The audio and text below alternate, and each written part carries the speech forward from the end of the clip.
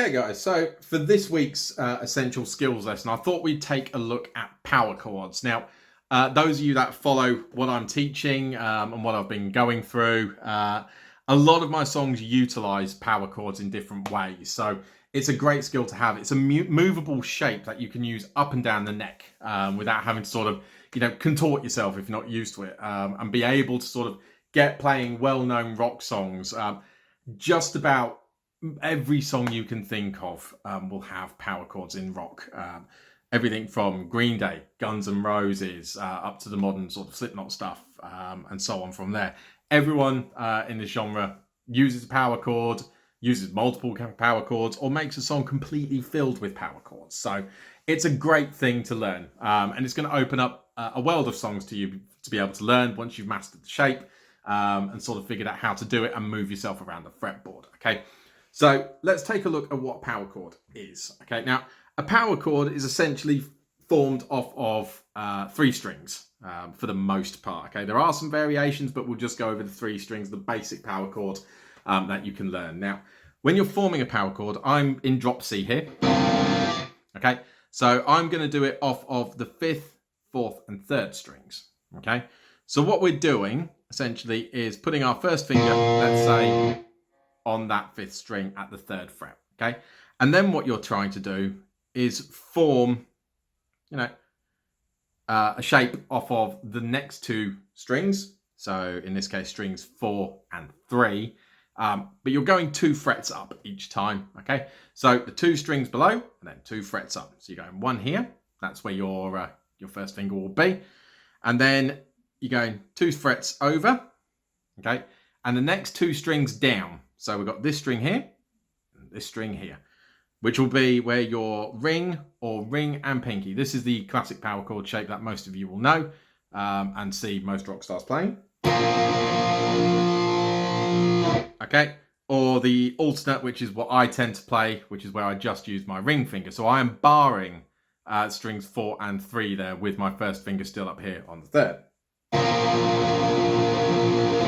Okay, and essentially you can move this shape up and down the neck.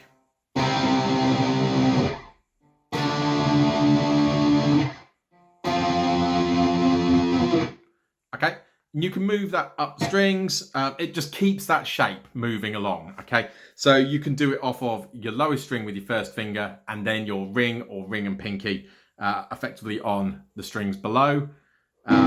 Or you can do it as I've done it there off the 5th string and so on. Just experiment, move up and down the neck and figure out where the sort of tones are and how you can put them together to make music.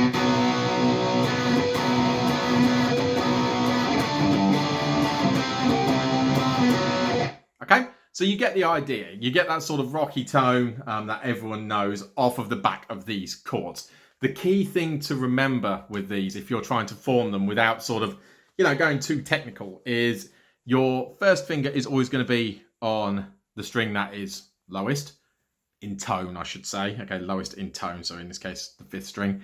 And then you're always going 2 frets up and 2 strings down of what you're wanting to cover. Okay, so if you're forming it off the 3rd, your ring or ring and pinky are going to need to be at the 5th fret on strings number 4 and 3. If I'm doing this off of, let's say, the 7th, I know my first finger's at the 7th, so I can form my power chord by having my ring or ring and pinky at the 9th fret on the 2 strings below where my first finger is. Okay, and that is a general rule of thumb that you can carry along when playing your power chords.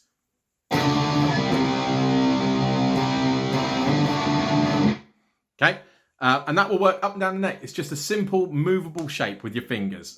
Experiment between whether you like to use just your ring or ring and pinky. I tend to use just my ring, 1, because it's more comfortable for me.